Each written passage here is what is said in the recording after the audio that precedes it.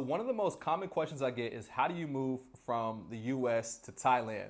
So I'll break down in simple steps how you can begin your process of moving from your home country over here to Thailand.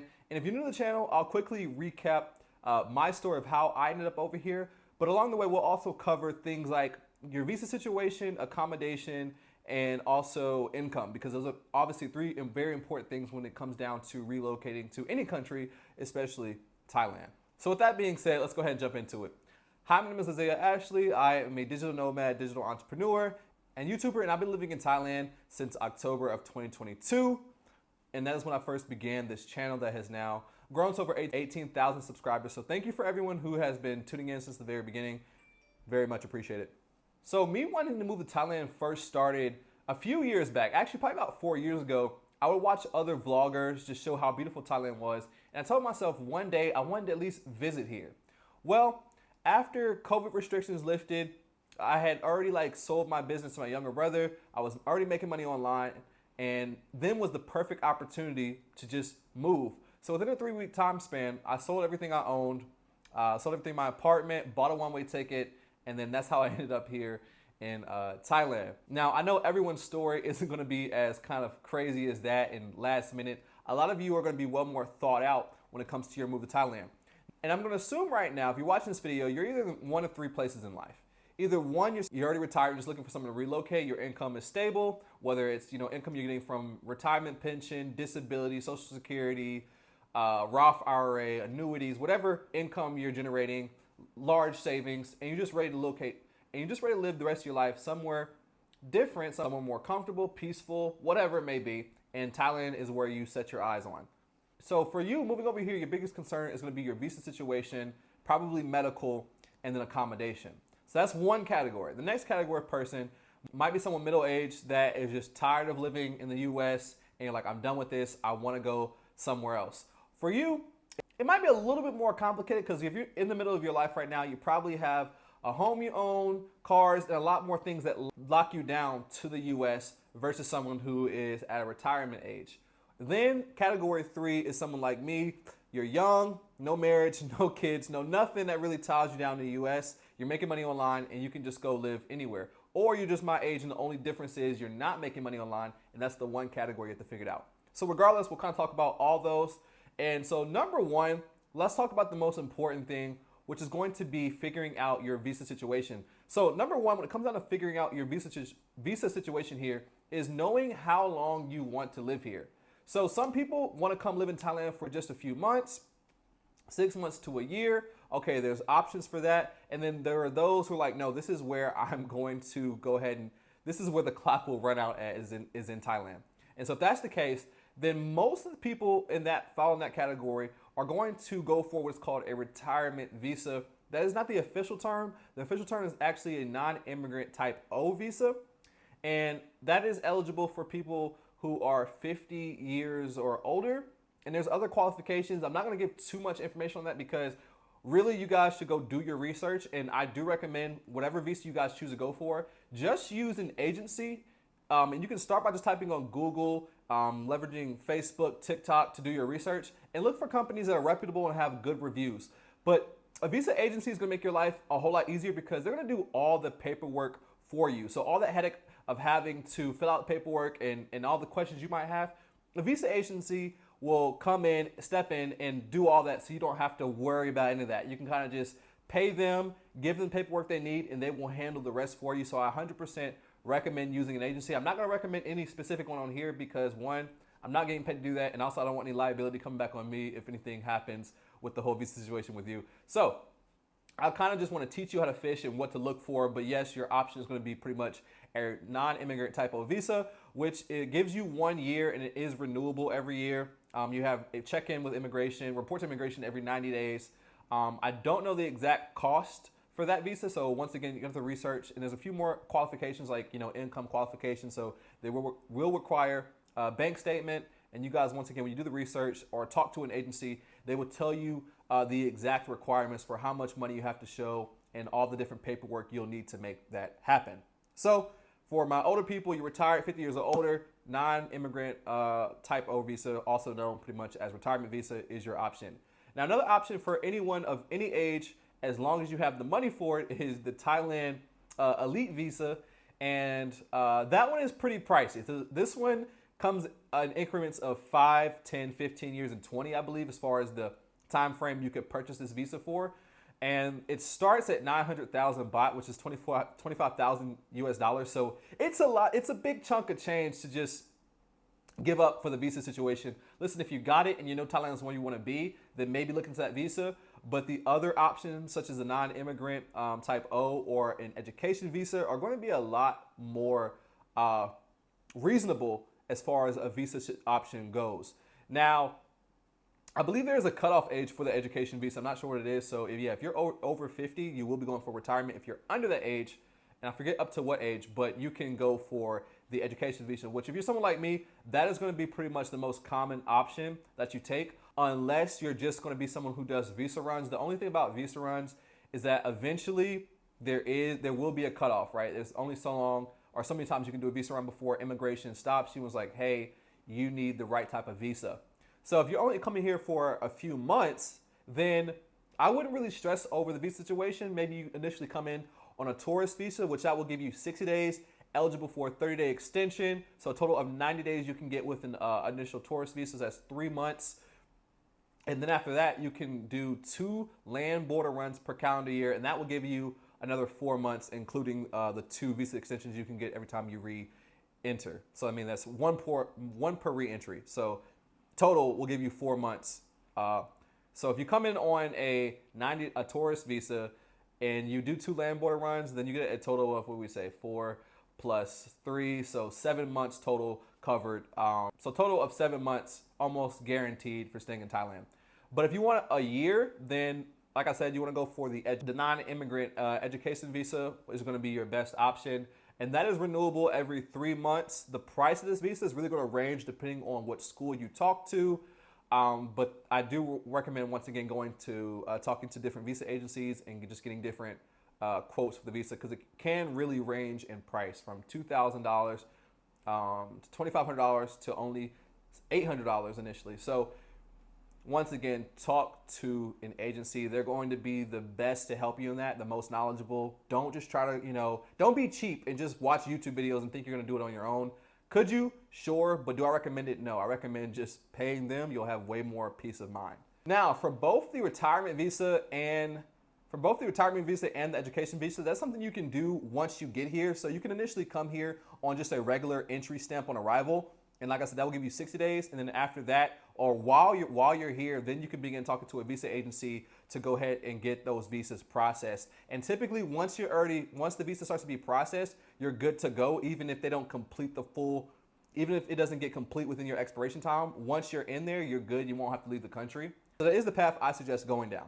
So now that we've kind of covered visas, you know how to stay here for a long time. Your other questions are going to be things like accommodation, and then one of the most important ones, like I said, if you're not retired with income already, is going to be income. So next, let's talk about accommodation. So when it comes to finding accommodation here in Thailand, honestly, it's fairly simple, it's fairly easy. The most common place to look for accommodation is going to be Facebook Marketplace if you're going to be looking for long term. And so once you're at Facebook Marketplace, you're going to look at rentals, and hopefully then you already have an idea of what area you want to live in, right? So there's plenty of areas you can live in Thailand: Chiang Mai, Hoi Hin, Pattaya, Bangkok, Phuket, and other cities that I'm not even familiar with, but there's different areas obviously you can live here. So don't think you're just limited to Bangkok or Pattaya or Phuket. There's other places that people are living, they're happy, it's peaceful. So one, just zero in, what part of Thailand do you want to live in? Now, when I first came to Thailand, I did choose to bounce around so I can get a feel for some of the main cities that foreigners live in. So I lived in Bangkok for a month. I lived in Phuket for a month. I lived in Chiang Mai for a month. I lived in Pattaya for many months now. That's where I'm based right now, but moving to Bangkok soon. And I did that once again so I could kind of have a feel for what best fit me. Well, what I found out was there's things I liked about every city, So Bangkok, I like the accessibility of Bangkok and all the different diversity and food and just options and things to do. Chiang Mai, I enjoy it for the peacefulness and the mountains and a little bit cooler temperatures and nature. Pattaya, I enjoy it for the beach and the island close by and the peacefulness of the area that I live in, and also if I want to go have fun, that's available as well. And then there was Phuket. Phuket was also beautiful. Nice beaches, A lot of people travel there, so it's just fun. Nice place to be. With that being said, I understand that everyone doesn't want to move around, so maybe you just do your research by watching other YouTube videos to try to get a good feel of the area. But once again, let's go back to Facebook. So once you're on Facebook and you start finding condos you like, you simply just message the person on the listing, and typically it's going to be like a realtor or representing agent for that property, whether it's a property management company or just an individual representing it. And then from there, if that property is not available or you're interested in other properties, you can typically talk to that same person, and they have multiple listings available, and they will help you find a place that best fits what you're looking for, whether it's, a certain location, a certain type of condo, certain amenities you're looking for, certain convenience. That's the best route to go. There's other websites as well, like Property Hub, and I'll list a few other ones in the description. But the best thing, once again, is going to be I just recommend going to Facebook, finding a property, and then contacting that property or representative, and then from there have them help you find some other properties, because it's a free service. They get paid once you sign the lease. Another place you can look is going to be rental groups on Facebook. So you can type in like Bangkok short-term rentals or long-term rentals, Chiang Mai, whatever city, and then rentals. You'll be able to find some options as well in those groups. But that leads me to number 2 is when you find a property, the best deals you're going to get are for those who sign a year lease. That's when you'll get the best price for a property versus trying to rent month to month or 3 months or 6 months. You'll get the best rate at a 1-year lease. Now, to acquire the property, once you determine it's one you want, it's pretty simple. All you have to do is pay the rent cost times 3 to initially move in. That's first month's rent and 2 months deposit. So let's say, for example, you move into a condo that cost, say, just 10,000 baht, for example. So to move in initially, it's going to require to pay 30,000 baht. You're going to pay 30,000 baht to secure the condo. And all they're going to do is just going to sign a contract, scan your passport, you pay the cash. They give you the key, and now you are good to go. The condo is yours for the next year time frame. And that's kind of like the main thing when it comes to accommodation. If you don't want to sign a lease or anything yet, then your next option is going to be Airbnb. But do note, the same condos that you're going to be renting on Airbnb, you're going to be paying like 2.5 times more than what it actually costs, or the rate you could get it at if you signed your own lease. So it's up to you if you don't want to be locked into a lease, and I guess Airbnb is pretty much going to be one of your only options. But outside of that, I do just recommend getting your own lease and having that peace of mind, and just, having a home base, then, because once the condo is yours, you've signed the lease, now you can start to decorate it. It has more of a home feeling for you versus just living out of an Airbnb, which, many people have lived in, and you might not feel the same energy as if the place was just your own. Now that that's out of the way, let's cover one of the most important topics for those who do not already have a consistent income. Money, right? Money is going to be the biggest factor for most people, because right now, either you have a job, it's not remote, so you want to move, but if you move, your question is, okay, how the heck do I make money? Or your question is, how the heck do I generate income if I decide to move here? Or can I just live off of savings? So I will say this, guys. A lot of people ask me, how much should you have saved up before you move to Thailand? That's completely dependent on your lifestyle and your liabilities. One of the perks about moving to somewhere in Thailand is that you can lift yourself of many liabilities. Like, for example, back in the States, I'm paying things like, a car note, car insurance, maintenance, my rent, electricity bill, all these things that start to add up, right?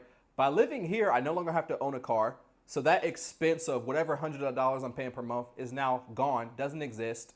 I'm able to save a ton of money on rent. Like this current condo I'm in right now costs 245 bucks. The rent is so cheap that I'm getting ready to get a second condo in Bangkok, which will then become my main condo, and this will just become a weekend condo for when I get bored of being in Bangkok. But that's just the freedom I have now of living here in Thailand.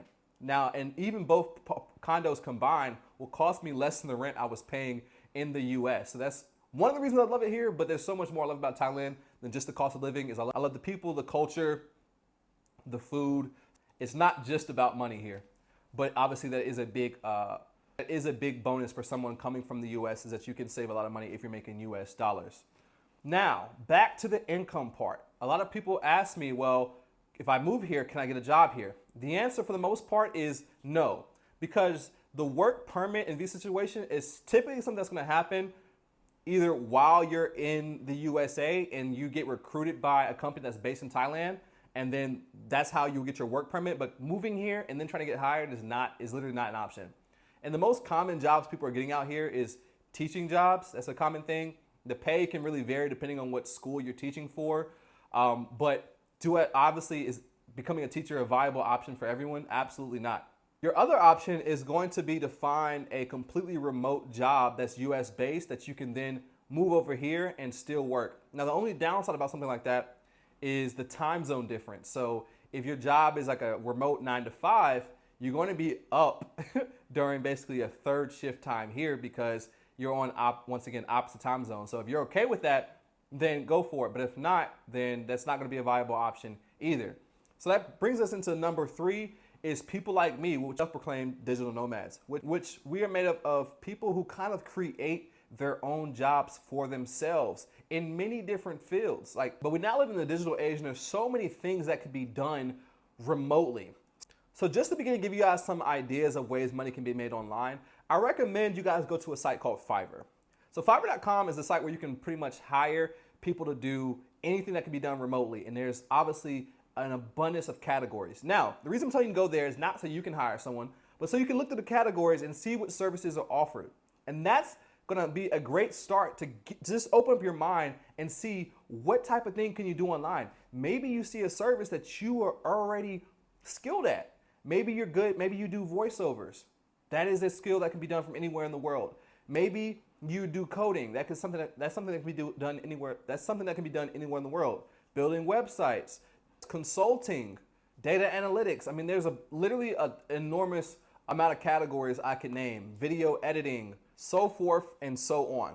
So, but you're probably wondering, okay, like what do you do, Isaiah? So what I do is this. I am in the space of digital marketing. So if we really boil it down though, I'm in the space of digital marketing. What I do is I do lead generation for a few small businesses in the States. So essentially when you see ads on Facebook being ran, there's typically someone who specializes in doing that for the business. So what I do for my clients is I run profitable ads for them to help them generate more leads for their business, and they pay me a monthly fee for that. I also implement what is known as SaaS in their business, as software as a service. So I integrate some back-end systems and automations for their business, which gives me another idea for you guys is that now we're living in a time where AI is so powerful. You can literally create an income for yourself becoming an AI consultant. So if you're passionate about technology, learn the field of AI, and then you can sell that service, sell that knowledge to other businesses by helping them integrate AI and automations to their business. So that's partly what I do in a sense, but that's not quite the category I would give myself, but my general overview is digital marketing. So with this skill set, I'm able to do a lot of different things. I understand things like building funnels, websites, targeting, customer demographics. A lot of things come with this field. And I hold a couple different certifications in the digital marketing space. I think it's such a valuable skill set to have in this day and age because almost everything kind of ties to digital marketing. And it's one of those skills, if you know how to do it, then you can always generate an income for yourself. Just for example, I have one client that pays me $1,000 a month. Here's another client that pays me $500 a month. This is just an intro price. In 1 month, this price will go up to $850 a month for the same client. And you can get, with this business, you can get as many clients as you can handle. And the best part is, once again, is that it pays you residually. Why do I emphasize residual income? Is because cash flow is the #1 thing that matters in my opinion versus savings. People talk about savings.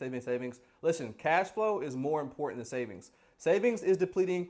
Cash flow is continuous. Think of it like as a river. I'd rather have a flowing river because no matter how much money I spend in a month, I know that, okay, next month it's literally going to replenish again. So whatever business model you go after, try to have at least a leg of it that is residual, so you know that once you build it up, you have at least a base income you can count on. And so that gives me a peace of mind living out here in Thailand, is that I have at least a base income. And apart from that base income, I have additional streams of income.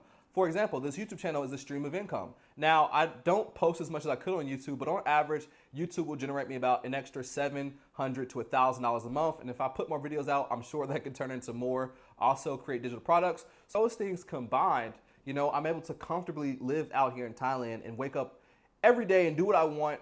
Don't have to worry about a boss, and I'm not overworking myself. I'm living life on my terms. So my advice for you guys, once again, is just to, one, open up your mind and realize there's so many ways to make money. I'm not gonna sit here and say that this is the best way or that's the best way. I do enjoy what I do for a living, but there's outside of that, I know people who trade the financial markets and generate income, they trade options, trade Forex, trade crypto. There's people who make money streaming. I mean, there's, once again, guys, the digital age, there's so many ways to make money. Another way of generating income that I do advise, I think is a very good way to make money, is platform expertise. So becoming an expert on one single platform and then turning that into different products. Now, for example, what I mean by that is right now, one of the big things and the most talked about things is AI, once again, is ChatGPT. So ChatGPT is a platform that a lot of people might have heard of by now, but very few people actually understand how to maximize its use. So you could be somebody who takes the time to spend many hours mastering and understanding ChatGPT and prompt engineering. And then how do you monetize that? Well, with that knowledge and that experience, you could now turn that into many different products. One, you could turn it into an agency, an AI agency or a ChatGPT agency, and you go into companies, you consult with companies on how to integrate ChatGPT. That might allow them to cut costs or just become more efficient in their business. That is one model. You can also sell prompts. You can sell custom prompts to business. You can build GPTs. That's 3 different streams of income. You could create content talking about ChatGPT as another stream of income once you get monetized. I'll just give you guys 4 streams of income you can create from mastering one single platform. So I personally think that is one of the most powerful ways to generate income in today's day and age, because now more and more people are opting out of going to school and learning from college, and they're learning from everyday people who are experts in a specific thing. What's another platform you can become an expert in? Well, let's just take CapCut for an example. Maybe you've heard of CapCut, or maybe you haven't. CapCut is a video editing platform. So if I was into video editing, what would my monetization be for CapCut? Well, one, I would spend many hours mastering CapCut to my best ability. I would then turn that into at least some type of course where I then sold to other people who want to learn how to master CapCut. I would create content giving tips on how to master CapCut, and that would generate another stream of income. So we talked about 2. And also I would third have a CapCut or have a video editing agency. And maybe I specifically focus on creating viral edits for TikTok for those who want to grow their brand on TikTok. So this is just how you guys can begin to think about monetization and productization in the digital age. There's so many ways, once again, to create income. Now, if you're watching this and you're saying to yourself, I'm interested in what you do for a living, I want to learn more about digital marketing and the SaaS business. Well, I do have a program available at remotetribeacademy.com where I break down how to get started into the digital marketing lead generation space. And the program is literally only $97. You'll begin learning what it takes to get started in generating income in the digital marketing field. So if you want to check it out, it's available there for you. No pressure at all. I just want to provide options for those who are interested. But once again, you can take any of the ideas I'm giving you right now and go run with them or go do more research and begin creating an income. I don't want to make it seem like this is super easy to do, but honestly, it's easier than you may think. It's really not that difficult. Most people, the separation between most people who make it happen and don't is just action. Most people are going to watch this video, feel motivated, and take 0 action. So if you're serious about relocating or about becoming a digital nomad, I highly advise that you take the words I'm saying right now and you go actually put some work in. Remember, nothing changes unless you change. And so in today's time, to stay ahead and to be able to create a lifestyle for yourself of freedom, I haven't had to clock into a job or had a boss since the age of literally 20. I'm 26 now. I've been able to do what I want for over 5 years now. And I don't plan on changing anything about that. But to do this, because being self-employed comes with risk, I constantly have to make sure that I'm learning new things and I'm staying ahead of the trends, right? Because the moment I fall behind and just get comfortable and stop learning, right, income could go to 0 very quickly. So that's some things I want you guys to think about in your preparation to move overseas. But hopefully this video has opened up your eyes, and now you have a little more information that you can work with and begin making your transition here to Thailand. Guys, thank you for watching this video. And as always, do not forget to comment, like, and subscribe. And I'll see you guys in the next one. Peace. Hey, real quick, I want to offer you something special. If you're willing to exchange me your email, I will provide you my Unlock Pattaya free guide, plus my Thailand travel guide for men, but it's really for anybody, so women, don't feel left out. You can get the ebook as well. Plus my digital nomad course, plus my how to write your way to 1K ebook, plus a list of over 30 ways to generate income remotely. You're gonna get all that for the free ski if you just provide me your email address. So click the link below this video if you want access to all those free bonuses. Don't delay, because soon I could start charging for it, so don't sleep. Get it now.